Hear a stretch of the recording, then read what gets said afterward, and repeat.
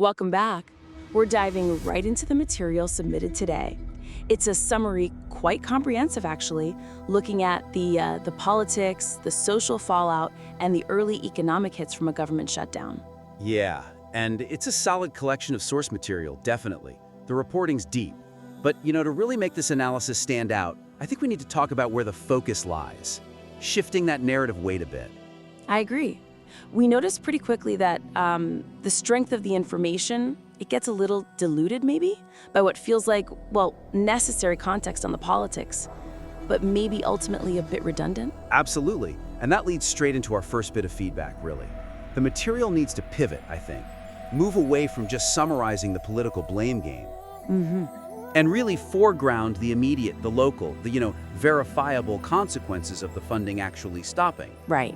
Because a major theme running through it, it seems, is just this constant back and forth. The Trump shutdown, the Schumer shutdown, Democrats saying cruelty is the point, Republicans saying the other side is irresponsible, all that. That's the weakness, exactly. I mean, those quotes, they're accurate, they reflect the public record. But loading the piece so heavily with who's blaming whom, well, it risks making the reader numb to the actual impacts, doesn't it? Yeah, it gets repetitive fast. If you're following this story at all, you've heard those lines. Precisely. It turns from essential background into, frankly, just noise after a point. Okay, I get that. So if the audience is likely already up to speed on the top-level political fighting, we need to offer something more. Insight that goes beyond just reporting the press conferences. Exactly. So the suggestion here is to really streamline that political commentary. Pare it back and replace it with a more focused synthesis, one that juxtaposes some of the critical data points you've already gathered, data points affecting specific, vulnerable groups. That'll strengthen the impact.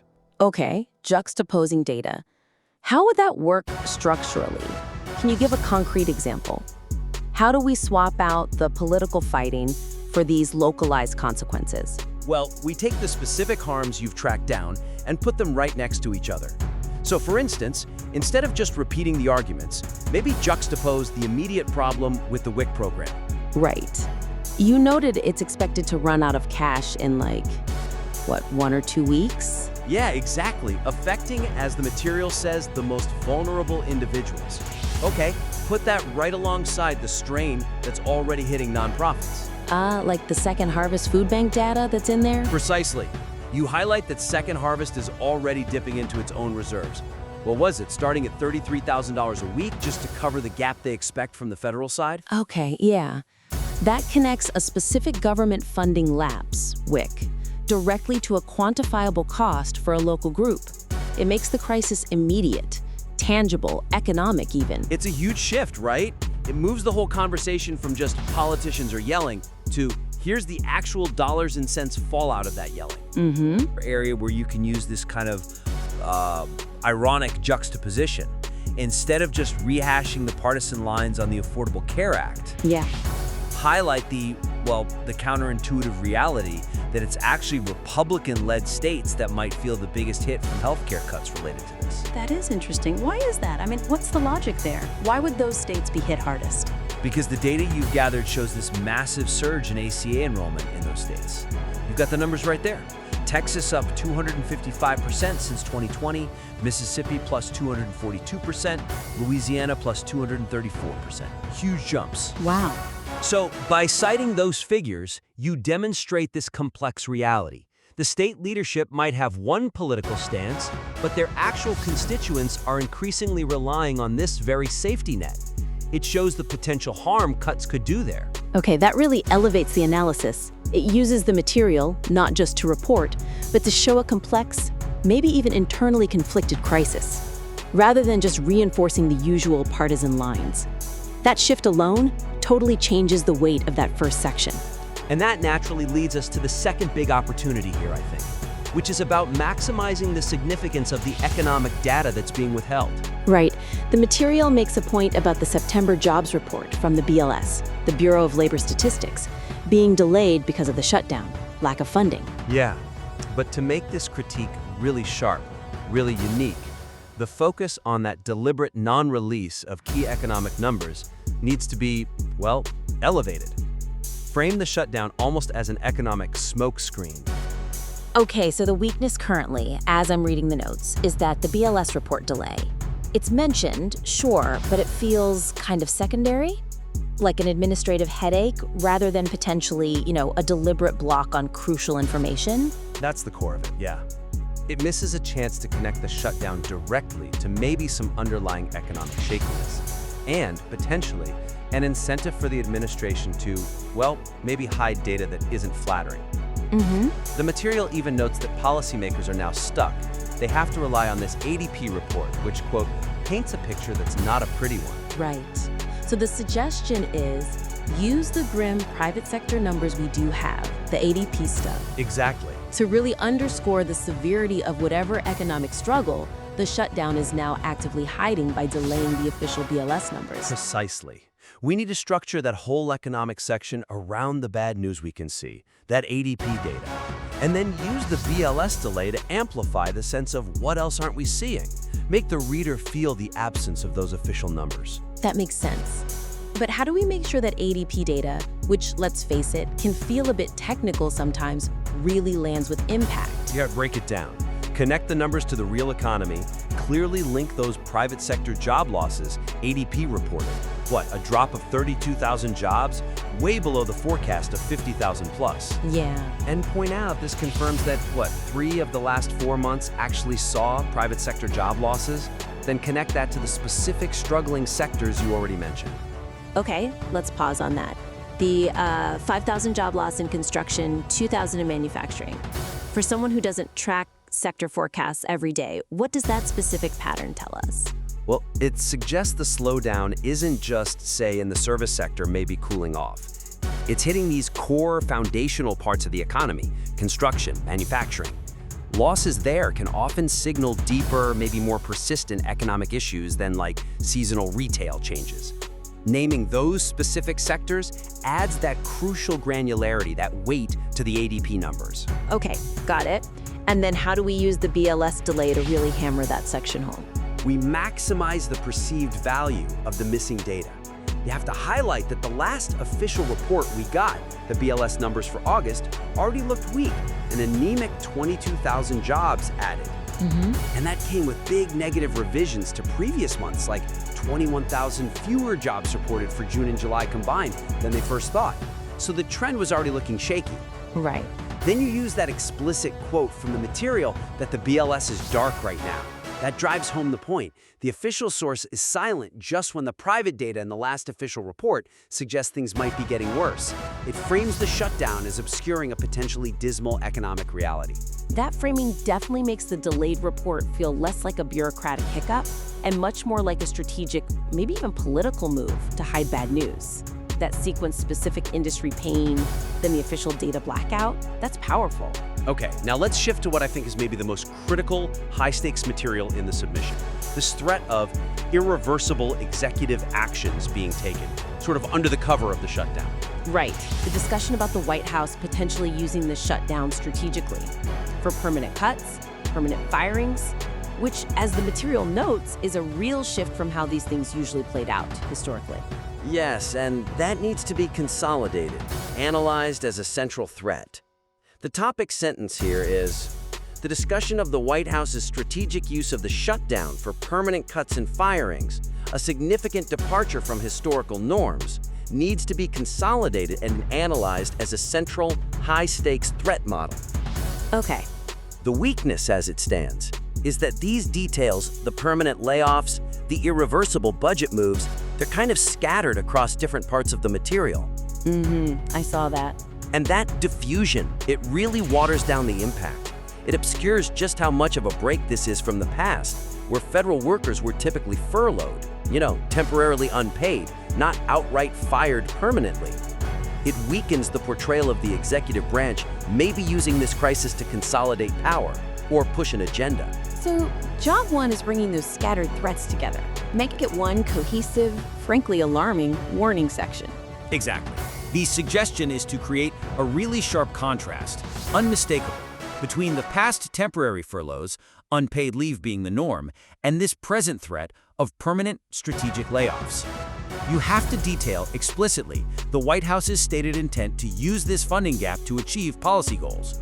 I understand the political incentive to make cuts, but framing this specific moment as a major shift, where permanent firing replaces furloughing, that's a strong claim.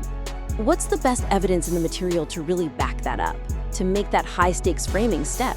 It's the paper trail, really, the administrative signals.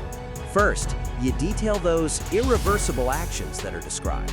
Things like cutting vast numbers of people out, cutting specific programs they don't like, and explicitly using the shutdown to push an agenda of getting rid of bloated, unnecessary federal programs. That language itself paints a picture of permanent change, not just a temporary funding fight. Right, that sounds less like a temporary measure and more like exploiting a crisis for a long-term goal. Absolutely. Then, critically, connect this to intent. You have to cite that memo from the White House Budget Director, Russ Watt, the one that explicitly called for significant federal worker layoffs, using that word instead of just furloughs. Okay. And you pair that directly with the White House press secretary saying these firings are imminent. That's a clear, documented plan. It's not speculation. That needs to be the absolute centerpiece of this section. Wow. Okay, if that becomes the new norm, permanent layoffs instead of standard furloughs during a shutdown, that fundamentally alters the power dynamic, doesn't it? Between federal labor and the administration during these events? That's a huge systemic shift that the analysis needs to nail. Definitely. And finally, to make it real, use a concrete example to show the operational threat, even for services considered essential. The transportation sector example is perfect. Right, the FAA and TSA workers staying on the job because they're essential. Yes, but, and this is the key point, you highlight the long-term projects, the system modernization stuff. Things like, what was it, $12.5 billion for updating infrastructure, new simulators, all that comes to a screeching halt. Ah, okay. That contrast is really effective. Essential people might be working, but essential future work stops. That demonstrates the long-term damage this permanent cut approach could inflict. It shows the pain goes way beyond just the people immediately furloughed or fired. It hits the country's core infrastructure, safety systems. Precisely. Making these structural and framing changes, I really think it will take this incredibly well-researched material and elevate it. Move it from just detailed reporting, which it does well, to truly indispensable, high-level analysis that grabs the reader and shows them something new. Okay, that is extremely focused, very actionable feedback. So just to summarize the three big moves we talked about. First, shifting the main focus away from the partisan blame game. Right. And instead highlighting those specific local social and health impacts, using those powerful comparisons like the WIC funding gap hitting the Second Harvest Food Bank or the ACA enrollment spikes in Republican states. Exactly. Second, really leveraging the significance of that withheld BLS jobs report. Structure the economic section around the grim available private data, the ADP stuff, and frame that BLS delay deliberately as an intentional smokescreen, hiding potential underlying instability. Got it. And finally, number 3, consolidating that whole analysis around the threat of irreversible executive actions, detailing the documented intent for permanent layoffs, not just furloughs, and showing how stopping essential modernization projects creates long-term risk, even if basic services continue. Yes. Implementing those suggestions, focusing on local consequences, elevating the hidden economic data, and consolidating that irreversible threat, that will significantly strengthen the material's overall impact and its clarity. So we definitely encourage you to take these suggestions, rework that narrative framing, and please submit the revised analysis back to the critique. We'd love to take another look. We look forward to seeing it. Until next time. Welcome to the Deep Dive. Today we're really trying to decode this high-stakes political conflict, the government shutdown. But this isn't just about, the usual partisan back and forth.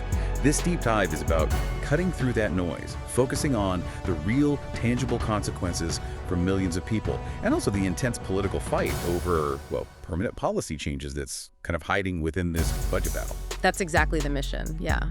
We've pulled together sources, everything from frontline news reports, detailed policy briefings, even some raw economic data, all to give you a shortcut to, getting properly informed.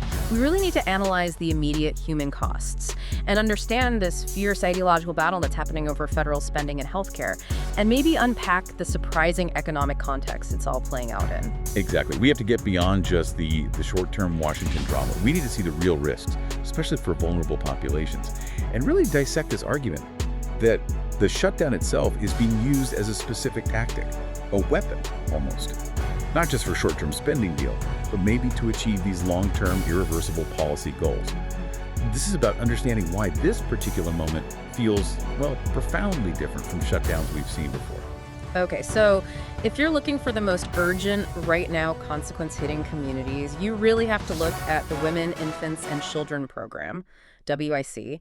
Our sources are highlighting WIC as having, the most immediate crisis point. The National WIC Association is saying funds could run dry in as little as 1 to 2 weeks. 1 to 2 weeks. That timing is incredibly serious. And it makes you ask, why WIC specifically? Yeah. Why is it so unique? Because, in past shutdowns, other big federal programs often had weeks, maybe even months of reserve funding before services got cut. So the speed here, with WIC running out so fast, is causing huge concern. Precisely because it impacts, and I'm quoting here, some of the most vulnerable individuals in our communities. And what's really striking is how quickly those effects spread out. When WIC funding just stops, the need doesn't disappear, right? It just shifts immediately onto local services, onto private nonprofits. And we're already seeing that strain. Take Second Harvest Food Bank of Western North Carolina, for example.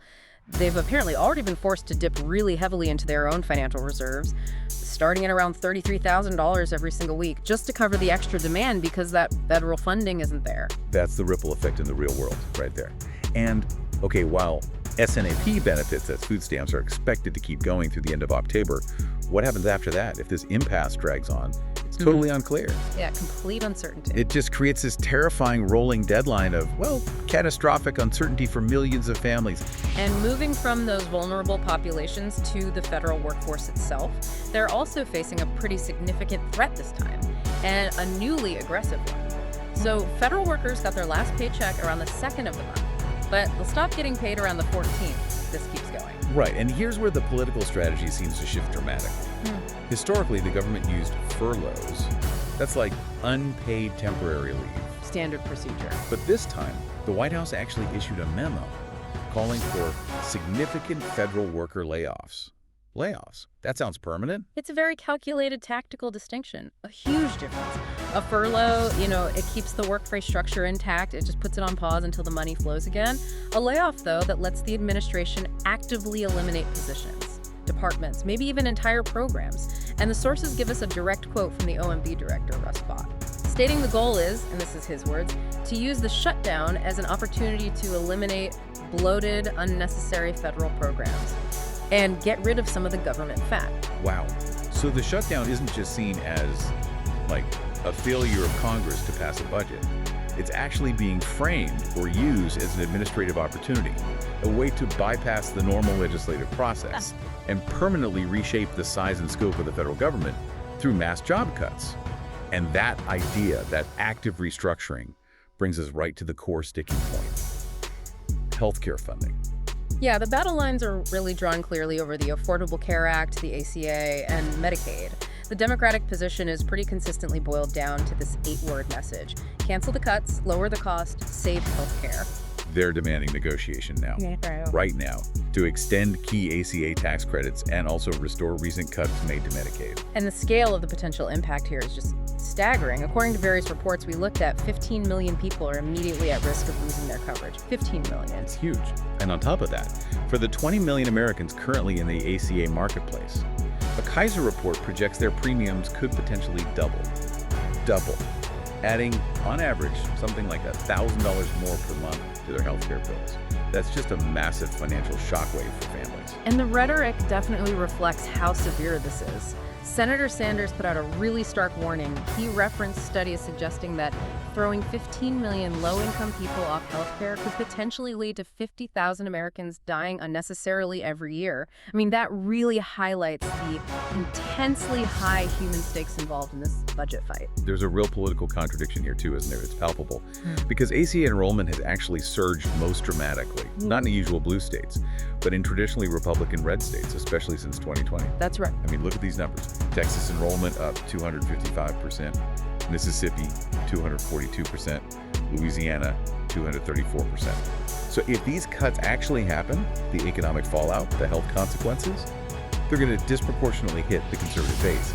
So given that kind of staggering irony, why aren't we seeing more GOP senators breaking ranks to force some kind of compromise? Well, the stated Republican stance for rejecting negotiation really hinges on procedure. They argue these big policy issues, the ACA credits, the Medicaid cuts, they should be discussed after Congress passes a clean continuing resolution, a CR, just something simple to keep the government open temporarily.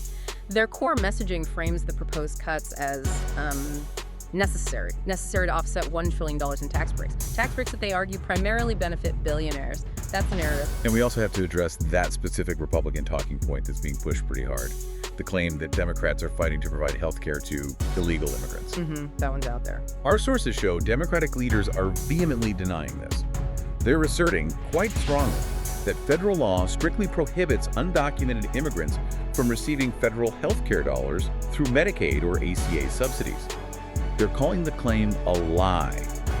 It seems like a really highly charged claim, maybe used to derail the actual policy conversation. Absolutely. And this procedural reality, it basically dictates the whole dynamic in the Senate. You need 60 votes to pass a spending resolution there. That's the role. Since Republicans only hold 53 seats, that 60-vote threshold effectively gives Democrats just enough leverage. Limited leverage, but enough to block a simple passage and force the negotiation they want on health care. And we saw this play out, didn't we? House Democratic leadership pointed out the GOP tried to pass their CR twice already and failed both times. The vote was 55-45, couldn't get near 60. Okay, but there were maybe some glimmers of potential compromise. Bipartisan groups of senators were reportedly holding discussions, sort of huddles. Yeah, some quiet talks. Exploring alternative paths forward, including maybe a 45-day short-term CR, which, that kind of measure would buy them crucial time to negotiate without the shutdown clock ticking so loudly. Definitely. But we have to anchor this whole political fight within the current economic reality too, which is presenting a really confusing mix of signals right now. Good news and some major alarms. On one hand, the economy looked pretty robust. It grew at a revised annualized pace of 3.8% in the second quarter. Pretty strong. But yeah, the foundation underneath seemed to be showing some cracks. Stuart Paul from Bloomberg Economics described one major concern as like pulling the parking brake on the economy. Corporate profits, they were revised sharply down, falling from an estimated $60 billion. Which was already an estimate. Right, down to just $7 billion. Yeah. That massive sudden drop really matters because businesses use profits for capital investment, for hiring. Exactly. Less profit means less confidence, less hiring, slower growth down the line. And we also saw some worrying signs in the labor market itself. The ADP report, which looks at private payrolls, indicated a loss of 32,000 jobs. Now, this was totally counter to the forecast, which expected a gain of over 50,000 jobs. Wow, quite a miss. Yeah, and it marked the third loss reported in the last 4 months. So, a worrying trend. Economic analysis also suggests that manufacturers and wholesalers are getting squeezed. They seem to be largely bearing the costs of tax incentives created by tariffs, eating into their own profit margins instead of passing those costs straight to consumers, which can't last forever. And crucially, adding to the uncertainty, the administration decided the Bureau of Labor Statistics, the BLS, cannot function during the shutdown. Right, they're deemed non-essential apparently. Which means the official BLS jobs report, probably one of the most critical indicators of economic health we have, is going to be delayed. This just creates an information vacuum at the absolute worst possible time. Policymakers are essentially making decisions blindfolded. And this brings us right back to that strategy we talked about earlier. The deliberate use of the shutdown itself as an active policy weapon. Designed, it seems, to create permanent structural changes.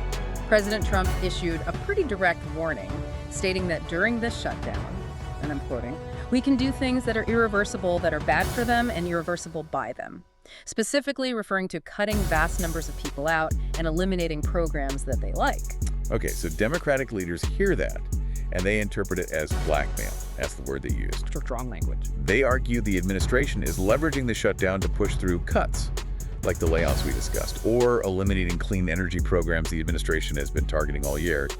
Cuts they could likely never pass through the normal congressional process, essentially consolidating legislative power in the executive branch through this maneuver. But conversely, the Republican perspective, articulated by figures like Mike Johnson, suggests the shutdown could actually be a benefit to the country for taxpayers by removing what they see as government fat.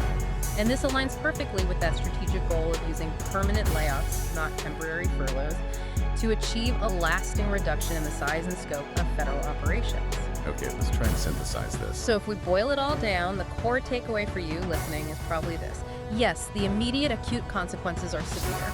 The WIC crisis, the strain on nonprofits, the threat of permanent federal job cuts, that's all real and happening now.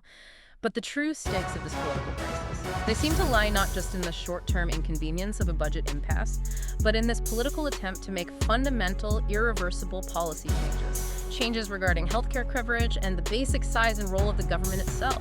Yeah, the most aggressive Republican position, as demonstrated by the sources we've looked at, really frames the shutdown not as some kind of legislative failure, but almost as an opportunity, a necessary administrative tool, a way to achieve permanent policy goals, like those mass layoffs, like program elimination, without having to go through the messy, difficult process of getting congressional votes. And this really raises an important question for you to think about after this. If a political faction starts viewing a shutdown not as a failure of negotiation, but as a legitimate administrative tool, a tool for permanent restructuring, allowing the executive branch to achieve major policy goals like mass layoffs or program cuts without needing Congress, does this new political reality fundamentally change the purpose and maybe the outcome of all future government funding deadlines? We'll leave you to chew on that one. Thanks for diving deep with us. This is the brief on the immediate impacts and political stalemate of the government shutdown. Okay, so lawmakers couldn't agree on a spending package, right? And bam, now we're instantly locked in this really high-stakes political fight, and it's centered squarely on essential stuff like healthcare and nutrition assistance. Here are the 3 essential things you need to understand about where things stand right now. First up, the core issue, the main sticking point. It's really an immediate healthcare crisis brewing. See, Democrats are pushing hard to extend the Affordable Care Act, the ACA tax credits. These are crucial subsidies, okay? Without them, the Kaiser Family Foundation, they're a nonpartisan health policy group, warns that health insurance premiums for roughly 20 million Americans could basically double. We're talking an average jump of 114%. That's a massive hit for folks. Second, essential nutrition programs are immediately in trouble, putting vulnerable families at risk pretty much overnight. The National WIC Association says their funding for WIC, that's the Women, Infants, and Children Food Assistance Program, well, it could totally run out in just 1 to 2 weeks. This is uniquely urgent compared to past shutdowns, It's forcing local food banks to scramble, expecting a huge spike in demand. Now, shifting gears from those essential services to, the political pressure tactics. Finally, the White House Office of Management and Budget isn't just talking about temporary furloughs. No, they're actually leveraging the shutdown to plan for permanent mass firings of federal workers. They're calling these layoffs imminent and are aiming to get rid of what they call bloated federal programs. It's a pretty drastic move, especially since it comes right when we're seeing reports that the private job market's already looking a bit weak. So, yeah, the immediate consequences are really defining this standoff, putting essential health and nutrition services plus federal jobs right at the very center of this political fight. Welcome to the debate. So we find ourselves in the midst of a government shutdown. It's the first one in almost 7 years, and it's already having some pretty profound effects across the country. Today, we want to dig a bit deeper than the headlines, really, and look at what's actually driving this paralysis in Washington. The central question, as I see it, is this. Is this shutdown fundamentally because of a genuine, irreconcilable policy disagreement, specifically over healthcare funding, these critical cuts? Or is it something else? Is it more of a deliberate, tactical move by the executive branch, maybe some lawmakers, designed to force much bigger structural changes and cuts across the federal government? I'll be arguing that this crisis, it stems mainly from that deep, substantive fight over protecting essential health and, frankly, nutrition programs. The stakes, policy-wise, are just incredibly high. And I'll be approaching it from a slightly different angle. I think the evidence we have strongly suggests this isn't just a negotiation that went sour. It looks much more like an intentional tactic using the shutdown as a tool, really, a strategic opportunity to push through these long-sought structural cuts to government spending and its workforce, things they probably couldn't achieve through the normal legislative process. Okay, let's start with the policy dispute itself, the sheer scale of it. The impasse, well, it seems to come directly from an ideological refusal, really, to deal with what looks like a looming healthcare crisis. Democrats are rejecting what's called a clean CR. That's just a temporary funding bill. No major policy changes attached. Because the Republican proposal, as it stands, it just doesn't protect millions of Americans from, well, immediate financial hardship and serious health risks. And the data we're looking at on the consequences, it's pretty stark. It's immediate. We're talking about 15 million Americans potentially losing Medicaid and Affordable Care Act coverage. And studies looking at that kind of loss of coverage, well, they suggest it could lead to something like 50,000 unnecessary deaths every year. When you grasp that human cost, it makes it very hard to paint the Democratic stance as just political gamesmanship. And then there's the issue of the ACA tax credits.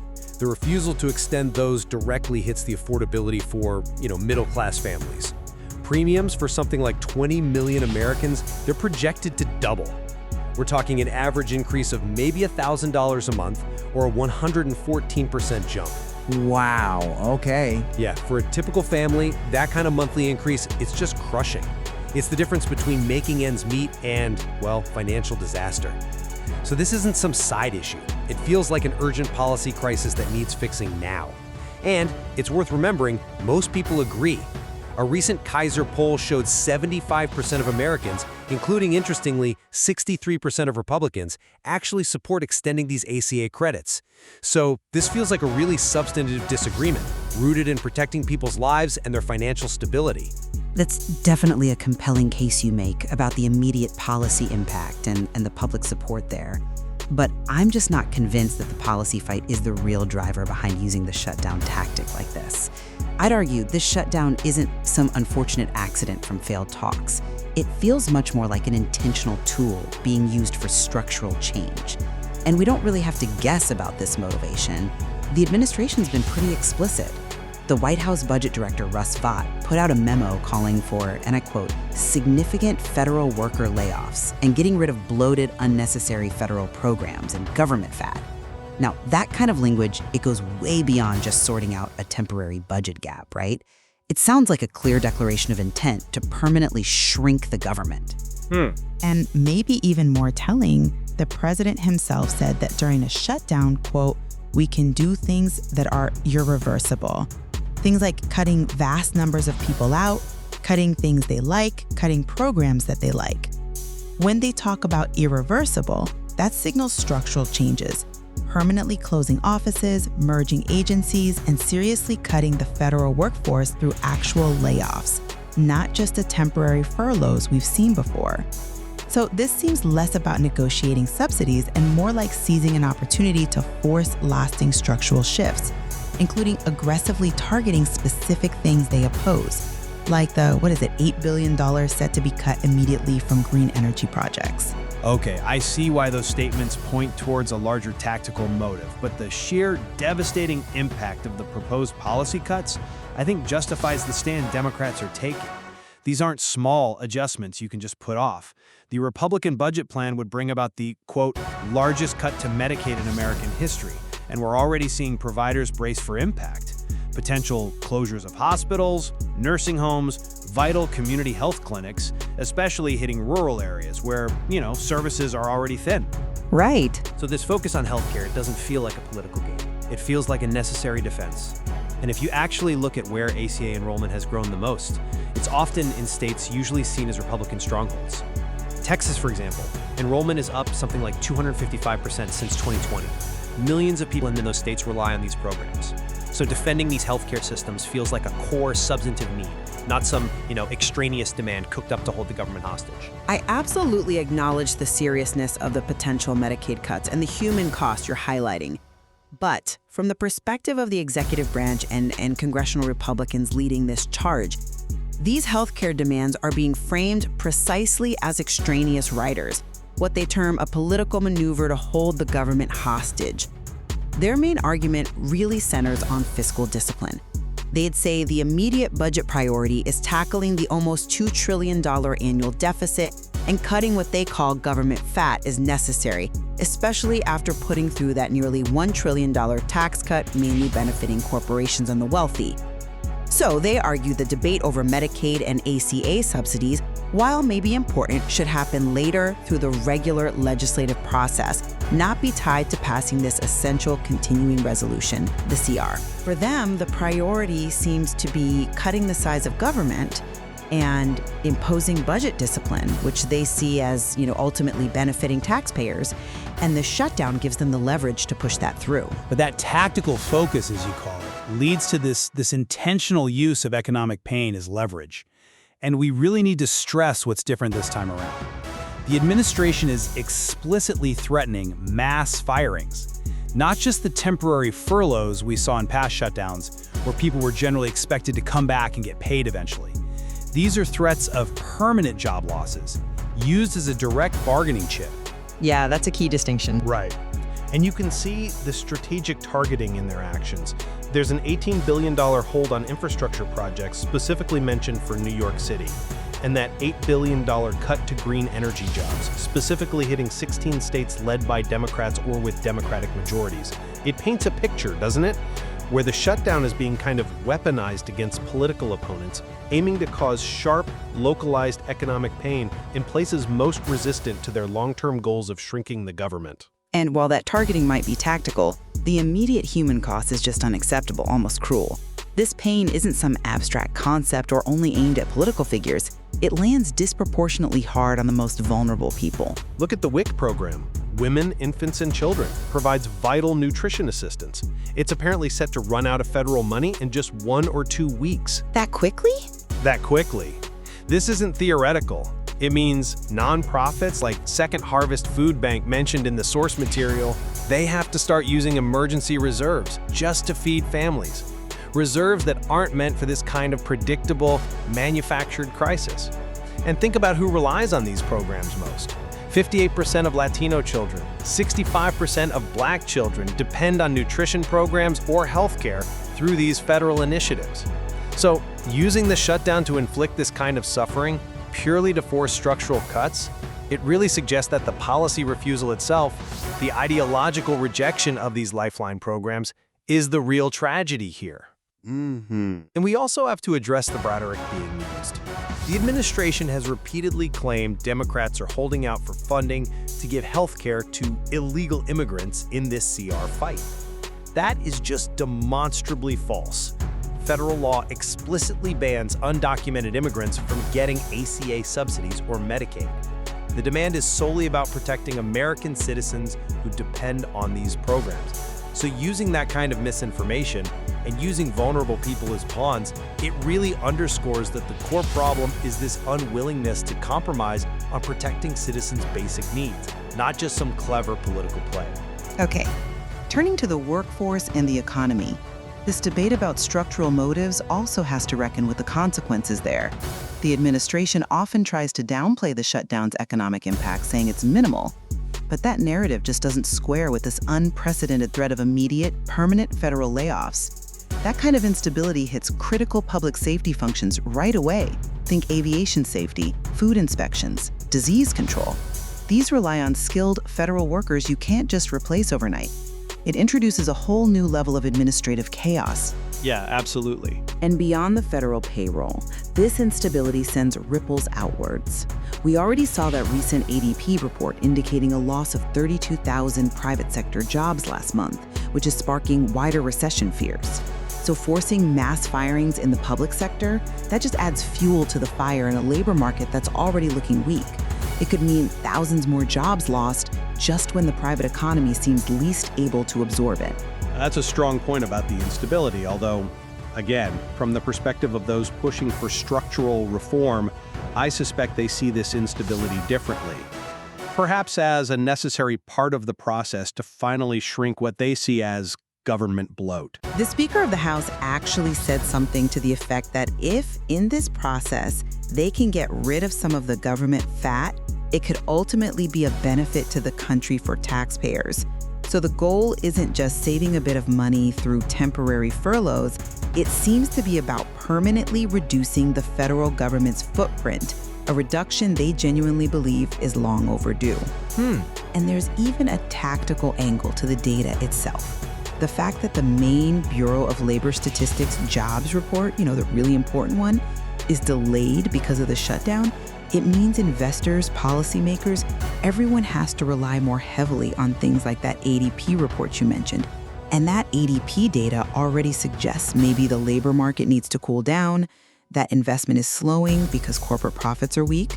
So you could argue the administration is simply using this moment, this data vacuum even, to push through cuts, viewing the short-term economic and administrative disruption as a justifiable cost for achieving necessary long-term structural reform. Well, my position hasn't really changed. The evidence as I see it points overwhelmingly to this shutdown being a human tragedy. It stems from a fundamental ideological refusal to safeguard essential health and nutrition programs. It's actively pushing millions of the most vulnerable Americans towards crisis, taking away healthcare coverage, cutting off food aid, primarily it seems to protect massive tax cuts that benefit the wealthy. The immediate, undeniable human cost driven by this policy deadlock feels like the root cause here. And I continue to maintain that the shutdown is being actively used as an executive opportunity to force fundamental change. The consistent rhetoric we've heard, the specific memos from the budget director, the president's own words about making irreversible cuts, and the, frankly, strategic way they seem to be targeting infrastructure funding in opposition areas, it all points towards a deliberate long-term strategy. This feels like a plan to enact deep, structural, administrative changes to the government's size and spending patterns, a goal that seems quite distinct from the immediate healthcare policy arguments that critics are focusing on. So we've definitely laid out a clear tension here based on the source material. On one hand, a devastating policy fight over absolutely essential healthcare programs. And on the other hand, running alongside it, what looks like a strategic, calculated move to use that very deadlock for much broader political and structural goals. Indeed. The material certainly shows that both motivations are credible and are being forcefully argued by key players. I suppose how long the shutdown lasts and what ultimately breaks the deadlock, whether it's overwhelming public pressure about lost services or whether the executive branch actually succeeds in making some of these structural changes stick, well, that will likely tell us which motivation was truly the more decisive one in this very high-stakes situation.